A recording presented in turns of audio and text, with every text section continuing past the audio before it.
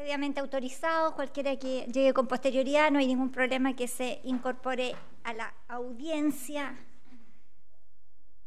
Así que, ahora sí, lo escuchamos. Gracias, señoría. Quiero partir aclarando en todo caso que respecto de mi cliente estamos también en la situación que posaba la colega respecto del señor Leonardo Ose, en que nosotros estamos formalizados ya hace más de casi 5 meses en el juzgado de San José de la Mariquina, causa que fuera remitida, agrupada en un primer momento y posteriormente acumulada a esta causa. En esa causa mi cliente está con arraigo nacional y con firma semanal en la Fiscalía de Temuco.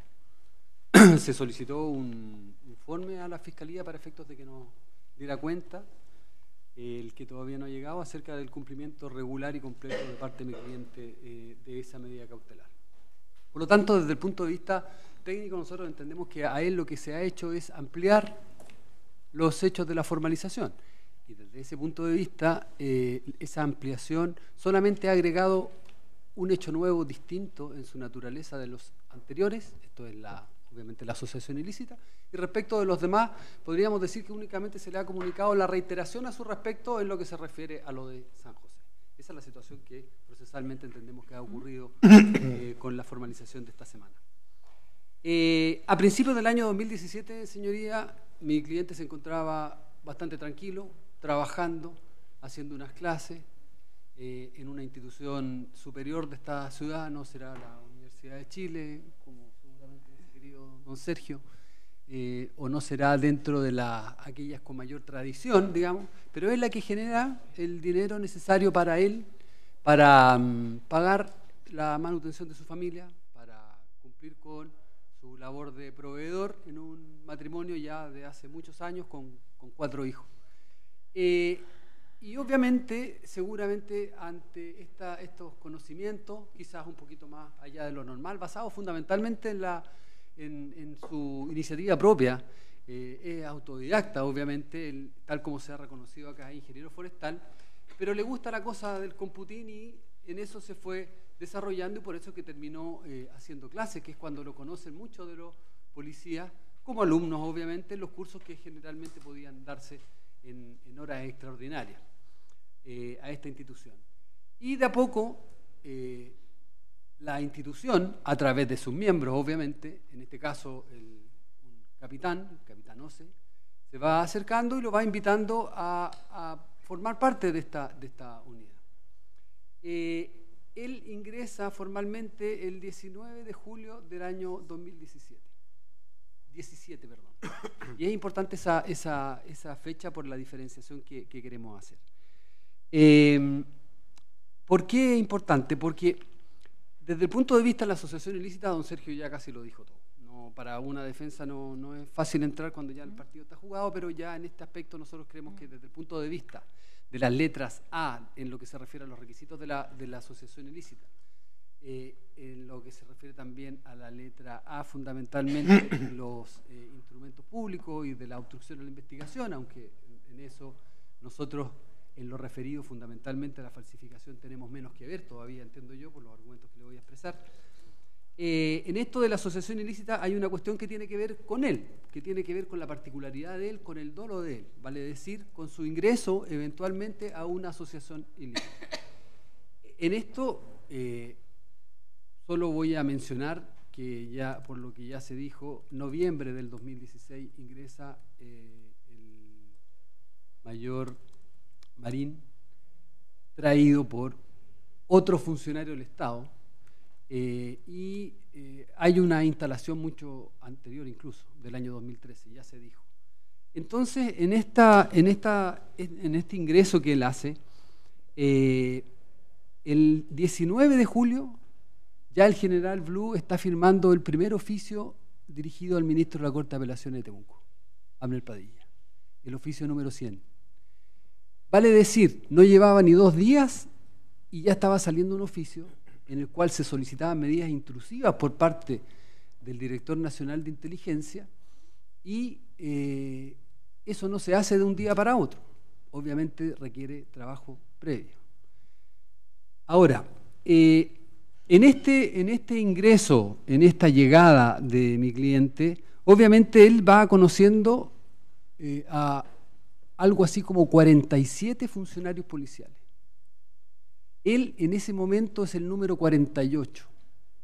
Carabineros, como usted bien sabe, señoría, es una institución militarizada, obediente, disciplinada, jerarquizada, en la que el poder de decisión que puede tener un civil alrededor de 48 funcionarios policiales, 47, perdón, más de 15 oficiales de teniente, capitán, mayor, coronel. El coronel Teuber era teniente coronel, entiendo, y tenía un grado de tal naturaleza que posteriormente pasó a ser general. Y después de general, yo entiendo por lo poco que sé acerca del tema que no hay más. Entonces, ya como ha sido indicado por mi colega, no creo que hayamos estado en presencia de una persona que solo escribía o en este caso solo pasaban papeles, porque además vamos a mencionar que salen o llegan a su oficina papeles importantes. Ellos están en una casa que, si bien no tiene logo institucional por razones obvias, ¿verdad? Mi cliente ve funcionarios policiales. Y los funcionarios policiales, por naturaleza, están destinados a el bien común. Y para que dentro de las facultades que la ley establece, puedan ejercer estas facultades y cumplir con sus obligaciones, además. Por lo tanto, mi cliente, al poco tiempo de ingresar a esta unidad de inteligencia, no se encuentra con que va al subterráneo y hay una persona que está torturando. Tampoco ve que en alguna reunión quizás uno le pase droga al otro, a pesar de que por las labores profesionales pudiera ser que eso llegara a ocurrir, por labores profesionales. Vale decir, desde el punto de vista de su intención, del dolo que requiere la asociación ilícita, él, que solo está meses en la institución, ingresa el 17 de julio del 2017, a él lo terminan con su contratación en febrero del 2018. Él nunca ve, por lo tanto, nada que pueda tener un interés criminal. Y desde ese punto de vista, lo que generalmente la Corte Suprema ha exigido para los efectos de considerar el dolo en estas asociaciones ilícitas tiene que ver con la externalización de la conducta. Si una vez que yo veo a alguien cometiendo un delito, en lugar de tomar alguna decisión distinta, si es que puedo también, puede ser que diga, no, hagámosla, sigamos adelante, todos juntos. Y en ese caso, ya con lo que se ha dicho, con los antecedentes que hay, está claro que nosotros creemos que no ha ocurrido. Echamos de menos también, y por eso que la formalización del Ministerio Público es muy importante, va a tener que cumplir, si acusa, no solo a nosotros, sino que a todos los imputados que se encuentran hoy día, que no se encuentran en la sala, va a tener que cumplir con un requisito básico que es la congruencia. Por lo tanto, lo que el señor fiscal ha traído hoy ante usted es simplemente decir, ellos son los jefes y los ejecutores de la asociación ilícita. Desde el punto de vista de los ejecutores, yo creo que en esto don Leonardo salió ganando, porque desde el punto de vista que le indicaba acerca de cuál es la naturaleza y la doctrina de una institución militar, mi cliente está por acá. Por lo tanto, desde el punto de vista de la organización que describe el señor Palma, puso equivalentes como ejecutores a mi cliente y al señor Ose. O sea, comparó a un CPR, que es el único civil, el número 48 en la lista de la con el capitán Ose, que obviamente tiene labores de operativa, labores de jefe de una unidad que tiene conocimiento en inteligencia, porque muy bien se dijo por parte del colega don Sergio Rodríguez, esto no es, yo no quiero ser peyorativo, simplemente quiero graficar, esto no es la comisaría de un pueblo. Esto es una unidad formada por gente especializada, en la cual no le ha sido entregada la facultad o las funciones de hacer diplomacia ni hacer buenos contactos con las autoridades públicas. les toca la labor sucia. Eso es lo que yo supongo. Yo no, seguramente si yo le pregunto a usted si conoce el mundo de la inteligencia, de esta inteligencia militar, me va a decir que no. Yo tampoco, y seguramente muchos de acá solamente hemos visto las películas de estas cosas de espías. Entonces, estar en ese mundo es totalmente distinto. Imagínense lo difícil que pudo ser para el general, no lo iba a hacer para mi cliente. Echamos de menos, con eso me fui un poquito a otro lado, echábamos de menos a Teuber. Parece que todos lo echamos menos. ¿Por qué? Porque, como dije, él contesta, recibe o le dirigen a él oficios de trascendencia. También echo de menos, no porque quiera hacerle mal al pobre muchacho, pero al cabo Lave. Pero lo echo de menos no quizás por su conducta, sino que porque estaba en una lista en la que él aparecía como, podríamos decir, el quinto de la asociación ilícita. Eso pasó hace 2 semanas, 3 semanas atrás. Y con la declaración que hizo este muchacho, que lo único que agregó a lo que en términos generales se conocía de la causa, era que había recibido una instrucción del capitán Ose. Señoría lo recordará porque estuvo ahí también.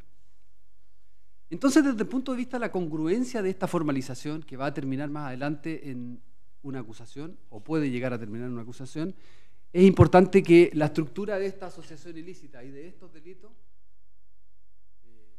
estén cimentados en bases sólidas. Y eso es lo que nosotros creemos que no existe. En lo que se refiere a la participación de mi cliente, a él se le atribuyen fundamentalmente la asociación ilícita y varios delitos de falsificación. Pero valga señalar que ante la ausencia de asociación ilícita, obviamente que todas esas falsificaciones de documentos que han sido suscritos, ya sea como documento oficial o ya como instrumento público, con la buena diferencia que acaba de hacer un colega anteriormente, todos esos documentos, la verdad es que mi cliente, el número 48 de la lista, tenga algo que ver, es bastante difícil. Fíjese que cuando describen el 130, dicen que estos documentos los recibía Olave, digamos, esto que supuestamente el Ministerio Público dice que son copias, son preparaciones, a propósito de las plantillas que le encuentran en el computador, que aquí voy a aclarar inmediatamente. Ese computador no es de mi cliente, ese computador es de la unidad de inteligencia, y lo tiene muy claro el Ministerio Público porque llegó o se hizo una declaración por parte de un oficial que lamentablemente no recuerdo el nombre, señoría, porque es un nombre, no sé si alemán o de otra naturaleza, pero no me quedó el apellido. Y él señala que en la unidad habían 3 computadores. La cosa es que encontraron una planilla. ¿Qué de anormal puede tener una planilla en un computador de alguien que trabaja en una base de datos? ¿Qué de extraño puede tener algún archivo que genere alguna mejora en el programa o los programas que pueda desarrollar u ocupar que esté en un computador? Tengo que referirme también a que había una hoja aislada de un informe de inteligencia, que no sé si está firmada, no sabemos nada. Es una hoja de un informe de inteligencia. Si tiene trascendencia en la causa, ni siquiera eso sabemos. Entonces, cuando se empieza a desmenuzar estos antecedentes, obviamente nosotros también creemos, como lo han señalado las defensas anteriores, que son antecedentes débiles, en lo que se refiere a la participación fundamentalmente. Ahora, yo no sé si alguien esperaba que nosotros pudiéramos acreditar la veracidad de algún sistema, porque en realidad eso sería dar vuelta a la presunción de inocencia. Y además se trataría de algo bastante, podríamos decir, inoportuno a esta altura, porque lo que el Ministerio Público nos está diciendo es, ¿sabe qué? Ellos inventaban y cuando, no sé, dejaban dando, Smith, don Alex, dejaban dando el computador, podía llegar cualquiera. El señor Ose con bastante concordancia a lo señalado por el cabo Lave, señaló que indistintamente a veces estaban en esa oficina uno u otro. Y el cabo Lave señaló que en ocasión él a las 6 se tenía que ir a sus clases, porque era lo fundamental en su vida en ese momento. Entonces, en lo que se refiere a qué cosas hay para que mi cliente termine teniendo responsabilidad, saliendo obviamente de la asociación ilícita, que pueda tener responsabilidad en la falsificación y obstrucción, es el 48 de la lista. Ahora, algunas cosas que podríamos decir más concretas y que entendemos que son la parte débil de la formalización respecto de la participación de mi cliente, es que ya conoce el camino de Geiser, ¿verdad? Que dice que es lo único que hay. Ahora, nosotros teníamos vi una cadena de custodia que tiene que ver con ese teléfono Samsung y aparece por lo menos que dice 23. A nosotros nos tocó una copia de antecedentes en los cuales el 23 no existe.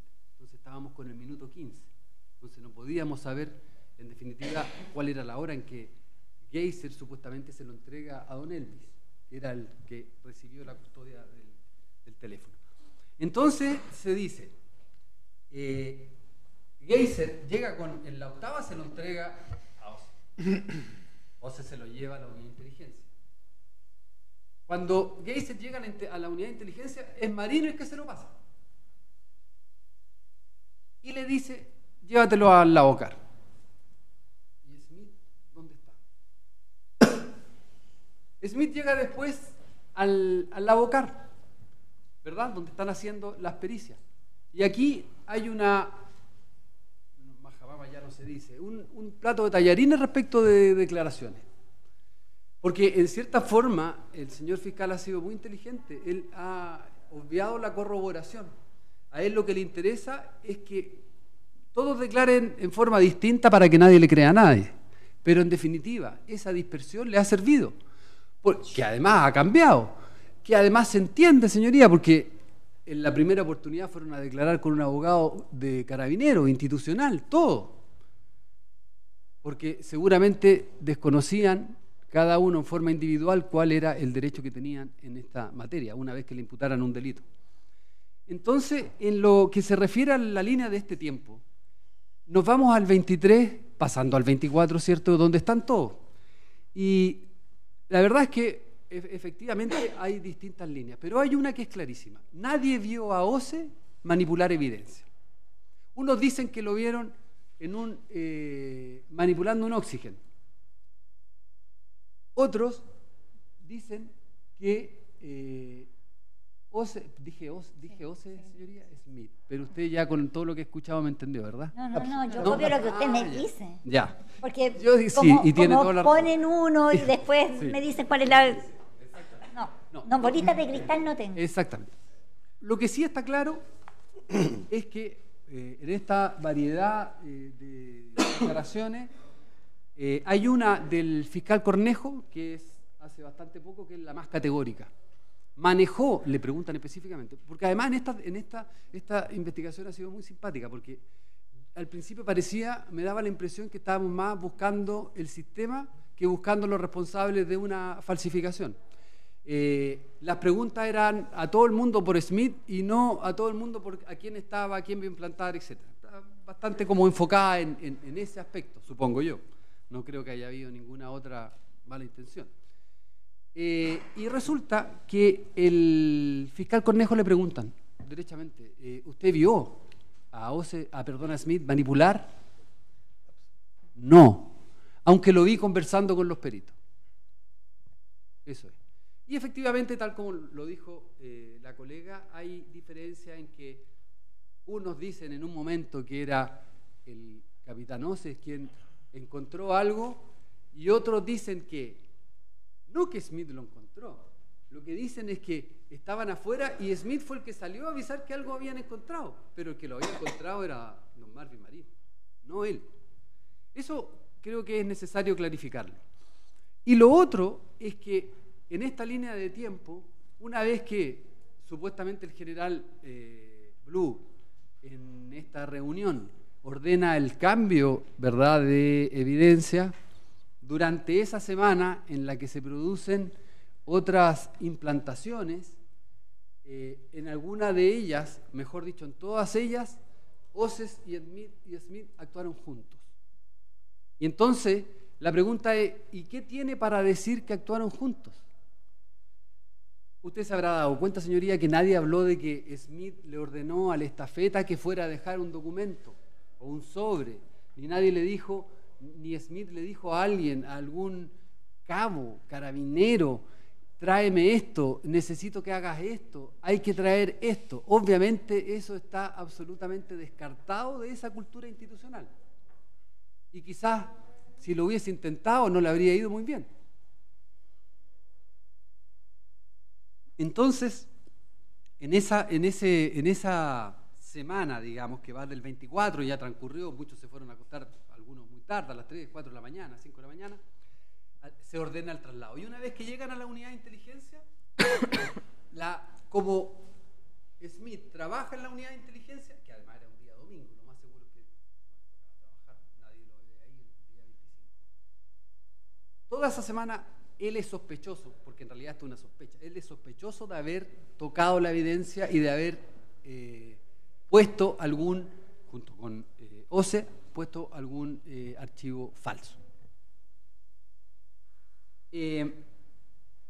Yo señalé lo referido al notebook porque encuentro que es un tema importante. Fíjese que de los mensajes que fueron enviados, se dice en la acusación que desde el 23 de agosto se empezaron a enviar estos mensajes. Mensajes que ya eran solo de contacto, dirigidos solo a las otras dos cuentas. El tema es que usted recordará, señoría, que el cabo Lave habló de más de 1000 reportes, ¿cierto? Acá parece que también... Muchos más, sí. Nos mostraron los papeles. Claro. Nos mostraron... O sea, hay una cantidad indeterminada de reportes. ¿Cuál es la que terminó en el 130? Y si la que terminó en el 130 es verdadera o falsa. Y la tercera pregunta es, si es falsa y terminó en el 130, ¿qué tiene que ver Alex Smith con que haya llegado ahí? Alex Smith no estaba vigilando al cabo Lave cuando él sacaba los reportes. ¿Y cuál era el sentido de tener al cabo Lave si había una asociación ilícita? Esto vuelve un poquito más atrás, pero es para contextualizar lo que estoy hablando. ¿Para qué Marín iba a poner y lo saca de solamente chofer y lo mete a la unidad de análisis? Para que hayan 3. ¿Para qué va a molestar si es con que lo presente el capitán, con que lo presente el mayor o el profesor? Va a bastar, no necesitan al cabo Lave. Pero ahí está el cabo Lave y él sacaba. ¿Hay mala intención en eso? ¿Hay una forma de encubrir algo? ¿Se puede desprender de que esta organización criminal necesitaba más gente y que se encontraron con alguna respuesta negativa? Seguramente este muchacho lo habría dicho. En esa línea, por lo tanto, nosotros no tenemos participación. Y me refería a la situación del notebook, me refería a la situación de los mensajes. No es a la única cuenta que salen desde contacto. Salen, y lo dice el peritaje en un anexo 01 que está en la 17.500, que además hay una cantidad enorme de mensajes. O sea, si yo tengo que fabricar mensajes, los voy a fabricar para una cosa en particular, o sea, ¿cierto? Los voy a dirigir a algo determinado, seguramente en alguna oportunidad, o que me lo pidan. Entonces no hago miles de reportes. ¿Para qué voy a hacer miles de reportes si estamos buscando a 2 o 3 nomás, pues, señoría? O quizá unos pocos más. Entonces, ¿y de dónde lo saco además? Porque la imaginación no sé si dará para tanto. Menos a uno que en cierta forma ha salido como ninguneado. Si es un hombre normal, no es ningún experto ni un genio, es simplemente un hombre normal al que le gusta la computación nada más. Y en este ámbito, fíjese que en este anexo, en el 1 y el 2, en el anexo 2 se dice: detalle, destinatario y cantidad de mensajes enviados desde cuenta de correo contacto @irs.cl, respaldo del 23 de agosto al 1 de enero. Hay una gran cantidad a análisis forense, hay una gran cantidad a administrador@irs, pero hay una gran cantidad también, por ejemplo, a vocier@gmail. Voy a tratar de ser más cuidadoso en el tema de los apellidos y esas cosas. Pero aquí hay personas que tienen apellido de carabinero. Con eso quiero decir que no sé si serán los carabineros, serán los hijos, los tíos, los sobrinos, no lo sé, pero obviamente que hay personas que tienen tradición en el mando durante el año 2017, personas que están en el mando y otras que no están en el mando, pero que uno sabe que han circulado por esta comuna, por esta región, que han formado parte de algún cuerpo o alguna comisaría, en fin.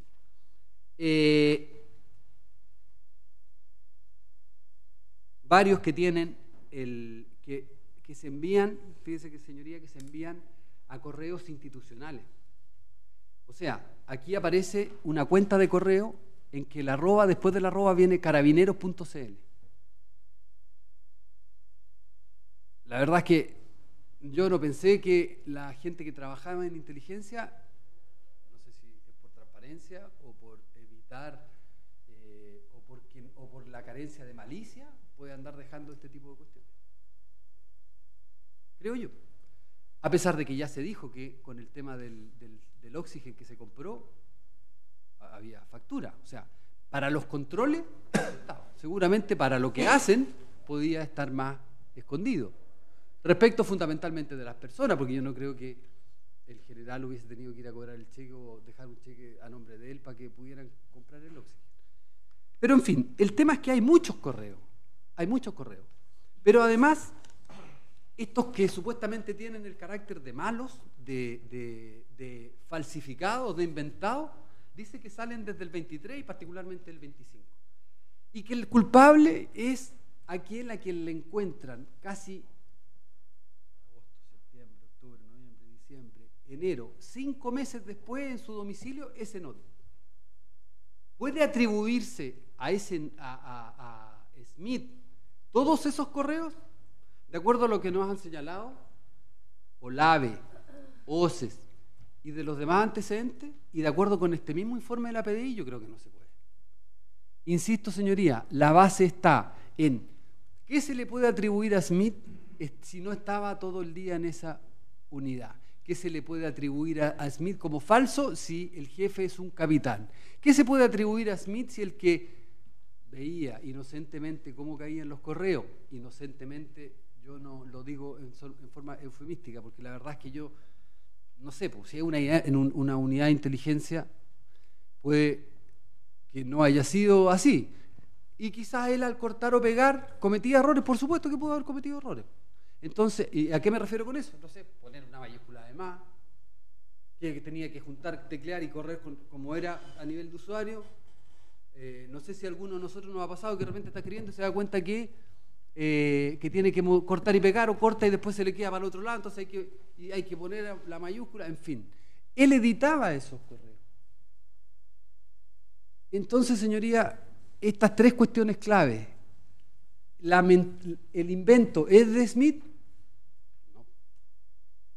¿El invento de Smith llega por Smith al 130, al 202, a todos los demás informes? Yo creo que no. ¿Está claro eso? Y yo no le pido ni siquiera claridad para condenarlo ni para absolverlo, porque no es esa la etapa. Yo creo que ni siquiera está para la medida cautelar, para los antecedentes fundados de que Smith, porque aquí de todas las posibilidades, señoría, hay una que no es, en realidad lo dije mal. Lo único que no puede pasar es que Smith andaba por la calle y encontraba a un sospechoso y le tomaba una foto, lo trataba de identificar, se iba a la unidad de inteligencia o a su casa y empezaba a buscar a esta persona. Y después, una vez que inventaba, tomaba ese archivo, ¿cierto? O ese contenido de información y se lo llevaba a OCE. Y OCE y le decía, ¿está bien? Sí, está bien. Y él lo tomaba de nuevo y se lo llevaba a Marín. Y, ¿está bien? Está bien, pasa para acá. Se lo llevaba a Toiber y después él se lo iba a dejar al general Blue. Estoy obviamente exagerando una situación que tiene que ver con que el único que no hizo esto de esa forma es mi cliente. Todas las otras formas o todas las otras posibilidades pueden estar, a pesar de que no estén en los antecedentes, porque materialmente, intelectualmente uno puede construir posibilidades, en la medida en que sean posibles, perdonando la redundancia.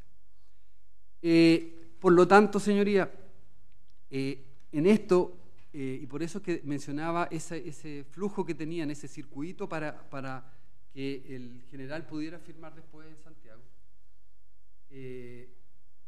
no es cuestión del 48 de la lista, seguir todo ese camino.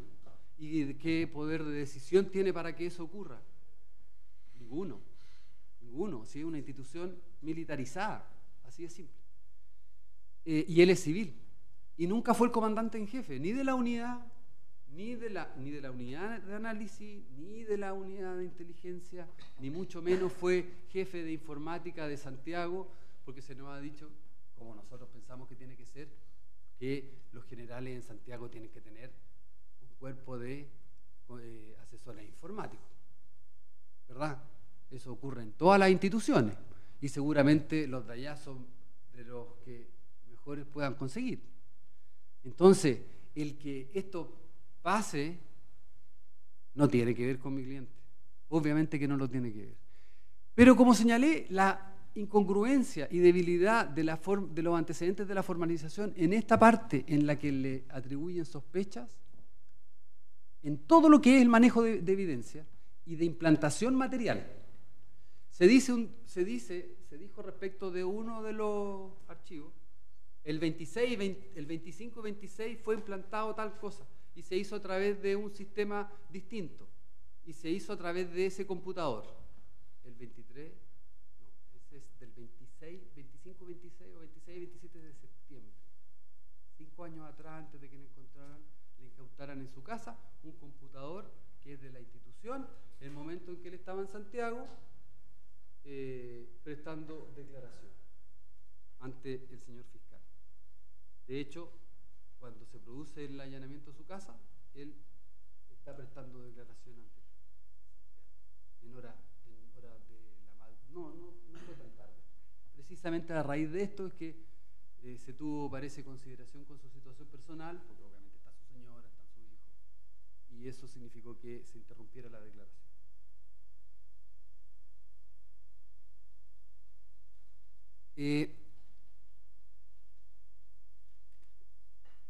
Ya señalé lo de no quiero latear con más cosas, solamente quiero ratificar lo que señalé, la declaración terminando con esto, el 15 de mayo es la declaración de don Carlos Cornejo Martínez, que es una de las preguntas en la hoja 9, en cuanto a Alex Smith se le señala, signo de interrogación, ¿manipuló él alguna evidencia? No lo vi directamente, pero lo vi varias veces conversando con los peritos. Eso es lo que más se acercó esa noche el señor Smith a una evidencia. La verdad es que don Sergio casi podríamos decir que nadie...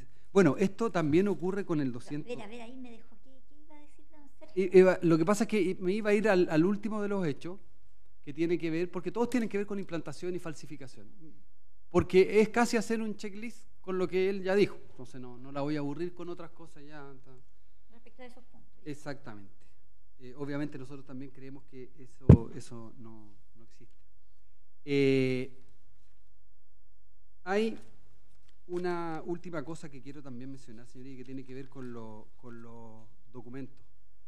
Ya desaparecía la asociación ilícita en nuestro concepto, obviamente que ya mi cliente no se puede hacer cargo de todo lo demás. Y que el que tiene que hacerse cargo es quienes suscribieron las evidencias. Porque fíjese que, volviendo un poquitito, permítame, en lo de Geyser, él es teniente. Y es cierto que hay una jerarquía en toda institución militarizada, pero también está la obediencia debida, está hacer presente ciertas cosas. Derechamente lo que estaba haciendo OCE, lo que estaba haciendo Geyser, es algo irregular, es antirreglamentarios, antiprotocolos que se nos han mencionado. Pero sin embargo, en esta dispersión entre comillas, testigos imputados, no importa lo de Geyser, total dice que es el que se lleva la evidencia. Entonces, en este tema de las falsificaciones, se trata además de una falsificación ideológica, según se nos ha dicho. En esa falsificación ideológica, por lo tanto, hay requisitos mayores que en la falsificación, podríamos decir, material. Y desde ese punto de vista, no puede. ¿Qué información podríamos considerar que la información que entrega Smith después de pasar esta cadena, pues, señoría? O sea, si estamos hablando del general Blue, Teuber, Marín, Ose, incluso hasta el cabo Lave. Y después, mi cliente, porque tendríamos que diferenciar cómo fue el envío de esa información, cómo subió esa información hasta el general Blue. Obviamente que esa información no tiene ninguna relevancia. Hago mías también los argumentos que han señalado y que se han esbozado respecto de la naturaleza de la información. Hay una cuestión que, si me permite un segundo, señoría, la quiero ver, que es el tema de San José.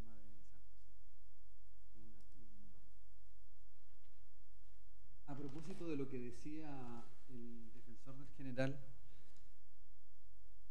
hay una cuestión, porque esta cosa está vigente, de hecho, en su momento no se discutió acerca de esta falsificación de mi cliente y nosotros eventualmente lo vamos a hacer más adelante, pero hay una cuestión clave que dijo respecto a la naturaleza o para qué era esa obligación. O sea, si esa información es falsa, si ha pasado todos esos caminos, si ha seguido todo ese circuito y esa es responsabilidad de mi cliente, todavía falta una parte, ¿cierto? ¿Cuál? La de qué es lo que se le entregó al Ministerio Público. Y fíjese que en lo señalado por el colega, una de las instrucciones particulares que hace el señor fiscal de la región de Los Ríos no es que recojan pruebas, sino que hagan pruebas. Hagan pruebas se refiere no a que fabriquen maliciosamente pruebas. Les dice, hagan las pruebas porque él no está seguro de que esa evidencia pueda ser buena. Lo dice en la instrucción particular que saca a propósito de ese Sotracer, del caso Sotracer. Vale decir, había una cuestión distinta de seguir con esa información que no se hizo, como ya se ha mencionado, pero además en la Fiscalía, que es una sola a nivel nacional para estos efectos, alguien tenía la idea de que pudiera no haber mala intención, sino que experimento. Acá, una vez que llega el 130, se manda al día siguiente un oficio, ¿cierto? Ya la mayoría lo conoce, pero al coronel Teuber, y el día siguiente está de vuelta y están todos al día siguiente detenidos A veces, cuando comentaban, porque en realidad para los que estamos hace tiempo en algo más provinciano, no por eso dejamos de saber que esta cuestión del día a día, sobre todo para los que tienen cargos más altos en Santiago, en fin, es difícil. Y a veces precisamente el apuro genera malas decisiones. Tener que estar todos los días a las 7 de la mañana seguramente viendo el diario para que no los pille con algún antecedente el jefe que llame por teléfono, ¿cierto? Y diga, ¿qué pasó? Porque, oye, ¿cómo supiste lo que pasó en Talca? ¿Qué pasó en Talca? Entonces, en este apresuramiento de las instituciones, en definitiva, se va a perder la rigurosidad. Eso es una cuestión natural. Pasa en todos los equipos, en Santiago, en Temuco, en el campo, en todos lados.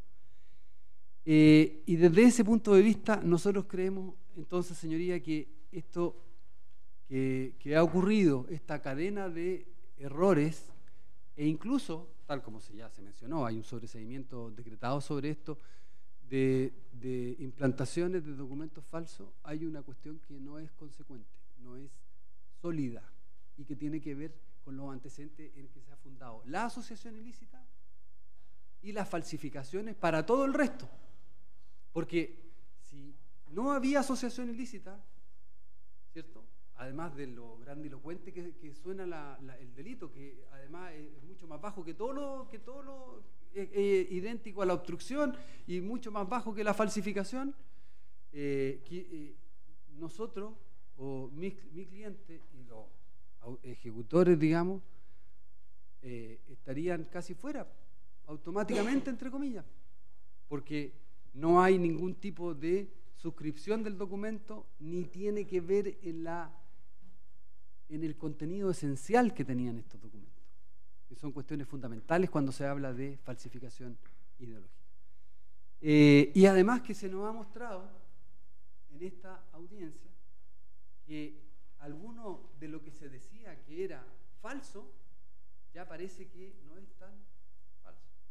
Incluso es posible que sea verdadero, porque no creo que estemos en un tiempo, en una actuación procesal en que alguien pueda decir que es absolutamente cierto, que es absolutamente falso. Señoría, respecto de la letra C, voy a dejar a mi colega Gloria Castro para que haga la argumentación. Gracias, magistrado. Desde ya haciendo mención que haremos o daremos por reproducido muchos de aquellos argumentos que ya han esbozado las anteriores defensas, dar cuenta y ratificar que nuestro representado, como ya lo indicó el colega Ortiz, se encuentra formalizado ya hace casi 5 meses, sujeto a cautelares que ha dado cabal cumplimiento a las mismas y que incluso en cumplimiento de aquella ha sido accesible a medios de comunicación y también para efectos de ser ubicable para el cumplimiento de otras diligencias.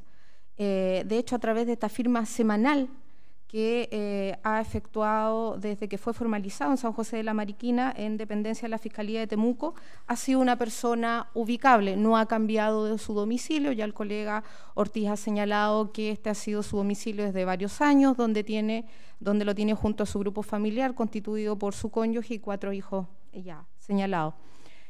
No es menor también señalar para efectos de antecedentes en sede de necesidad de cautela, que incluso elementos que han sido base para sustentar imputaciones en su contra han sido las varias declaraciones que ha mencionado el fiscal, varias de ellas en enero, 2 de ellas en enero, el 26 y 30 de enero de este año, y no es menor señalar la última, que fue el 27 de junio, aproximadamente una semana antes de la fecha de formalización, donde se le notificó, y ha sido también la tónica con otros imputados que también así lo han señalado, y se ha sustentado para dar cuenta de su colaboración y disposición a entregar antecedentes, el hecho de que lo notifican, la última por Policía de Investigaciones, en horas a las 19:55 del día 26 de junio, se le notifica que debe comparecer el 27 de junio a las 10 de la mañana en dependencias de la PDI para efectos de declarar ante el fiscal.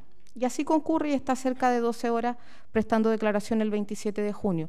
No es menor también, su señoría, señalar que para efectos de dar cuenta de su disposición a colaborar o entregar antecedentes que puedan aclarar esta seguidilla de hechos por los que ha sido formalizado, también en esa oportunidad fue objeto de incautación y solicitó al tribunal la incautación de un notebook que él voluntariamente puso a disposición del Ministerio Público con antecedentes que pudiesen aclarar tanto la existencia de estos ilícitos por los que se ha formalizado como por su participación. Desde ese punto de vista entendemos que durante todo este tiempo ha demostrado claramente su vinculación a este proceso, incluso ya con formalizaciones hechas, con cumplimiento de cautelares ya impuestas por otros tribunales por delitos similares. No se ha dado ningún antecedente a su respecto de algún hecho que dé cuenta que él pretenda sustraerse de la acción de la justicia. Se le notificó en su domicilio respecto de la audiencia de formalización, ha comparecido todos estos días acá.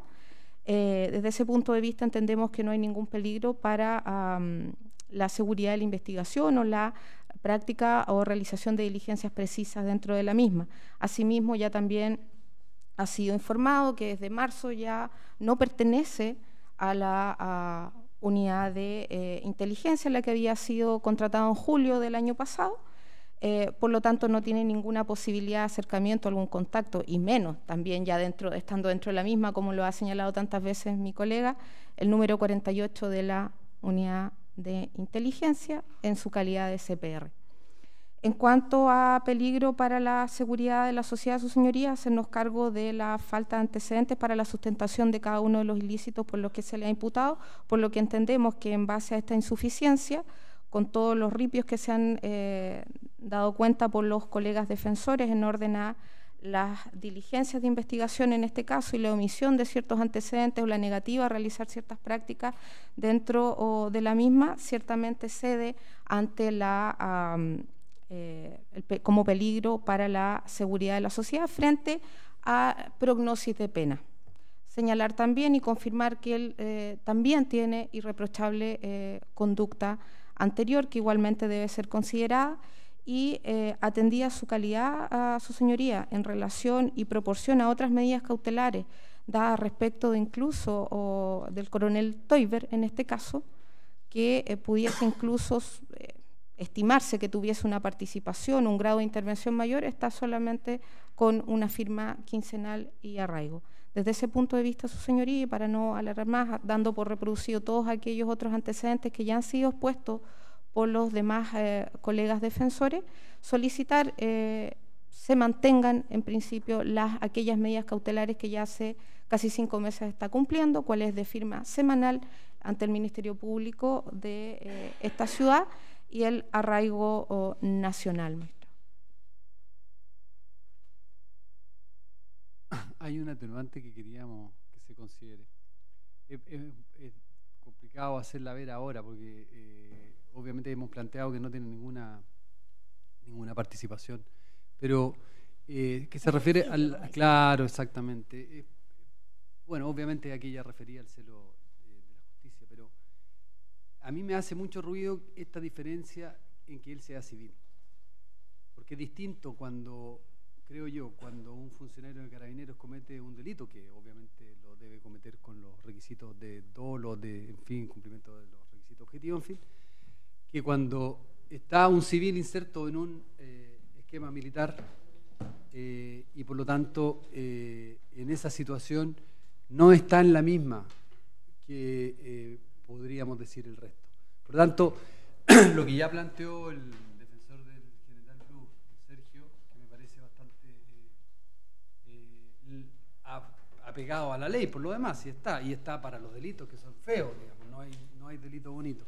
Y entonces sí creo que nosotros tenemos un grado mayor de posibilidad de ella, precisamente por esta diferencia que estoy haciendo. En la materia de concurso, su señoría ya resolvió algo. Hay un funcionario que está formalizado por 4 falsificaciones de instrumento público. Una de las paradojas que se da en esta causa es que el número 48 de la lista es el que tiene más delitos. Y desde ese punto de vista podríamos decir que es el que corre más riesgo de ser condenado y el que corre más riesgo de ser llevado a la cárcel. Esa es una paradoja, si él es el 48. Eso.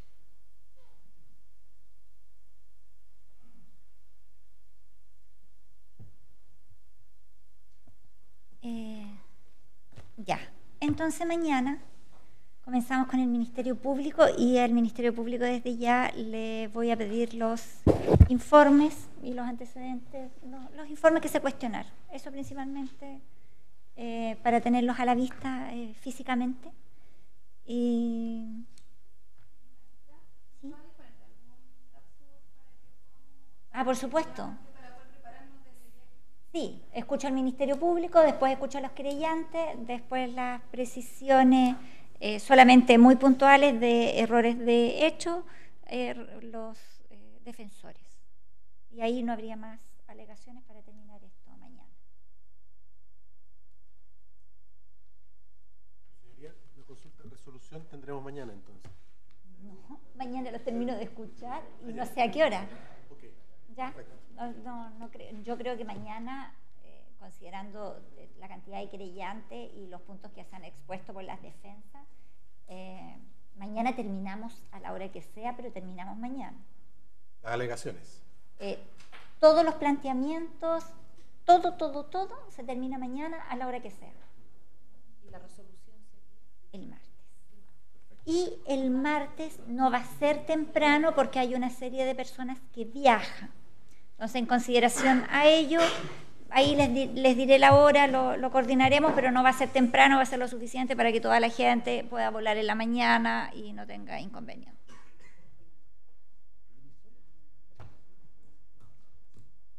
Se pone término a la audiencia.